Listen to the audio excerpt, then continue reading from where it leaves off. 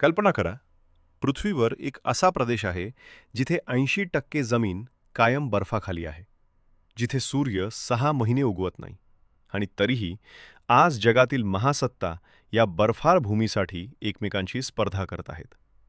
हा प्रदेश आहे ग्रीनलँड. एकेकाळी दुर्लक्षित असलेला हा बर्फाचा देश आज अमेरिका, चीन आणि युरोपच्या राजकारणाचा केंद्रबिंदू बनला आहे.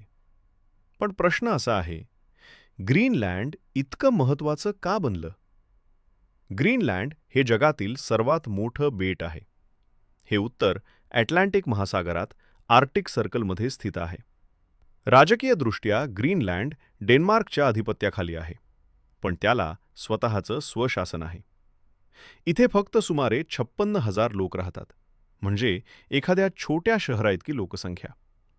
तरीसुद्धा या बेटाचा भूभाग इतका मोठा आहे की तो जगाच्या नकाशावर वेगळाच ठसा उमटवतो. ग्रीनलँडचा इतिहास सुरू होतो 10व्या शतकात. एरिक द रेड नावाच्या वायकिंग योद्ध्यानं इससली 982 मध्ये या प्रदेशाचा शोध लावला. लोकांना आकर्षित करण्यासाठी त्यानं या बर्फाळ भूमीला नाव दिलं ग्रीनलँड. पुढील अनेक शतकं ग्रीनलँडवर वायकिंग्स, स्थानिक इन्युइट आदिवासी आणि नंतर डेन्मार्कचं नियंत्रण राहिलं. 18व्या शतकात डेन्मार्कनं ग्रीनलँडवर अधिकृत ताबा मिळवला.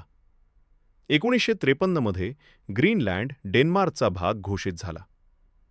1979 मध्ये त्याला होम रूल आणि 2009 मध्ये सेल्फ गव्हर्नमेंट मिळालं. आज ग्रीनलँड स्वतःचे अंतर्गत निर्णय घेतो, पण संरक्षण आणि परराष्ट्र धोरण अजूनही डेन्मार्ककडे आहे. आता येतो सगळ्यात महत्त्वाचा मुद्दा, आजचा जागतिक वाद. क्लायमेट चेंजमुळे ग्रीनलँडचा बर्फ वेगानं वितळतो आहे आणि या बर्फाखाली दडलेली आहे प्रचंड संपत्ती, दुर्मिळ खनिजे, तेल, नैसर्गिक वायू आणि भविष्यातील नवे समुद्री व्यापार मार्ग.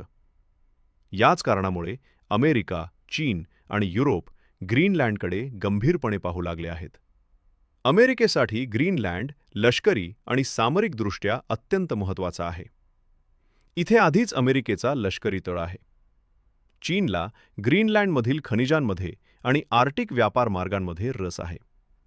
2019 मध्ये अमेरिकेचे अध्यक्ष डोनाल्ड ट्रम्प यांनी ग्रीनलँड खरेदी करण्याची इच्छा व्यक्त केली आणि संपूर्ण जगाचं लक्ष या बेटाकडे वेधलं गेलं. ग्रीनलँड आज फक्त बर्फाचा देश नाही, तो आहे भविष्यातील सत्ता, संपत्ती आणि संघर्षाचं केंद्र. पण प्रश्न अजूनही शिल्लक आहे. ग्रीनलँड स्वतंत्र राष्ट्र बनेल का? की महासत्तांच्या खेळात तो फक्त एक मोहरा ठरेल? बर्फ वितळतो आहे आणि त्यासोबत जगाचं राजकारणही बदलत आहे. ग्रीनलँड, बर्फाखाली दडलेली सत्ता, जिचं भविष्य ठरवेल उद्याचं जग.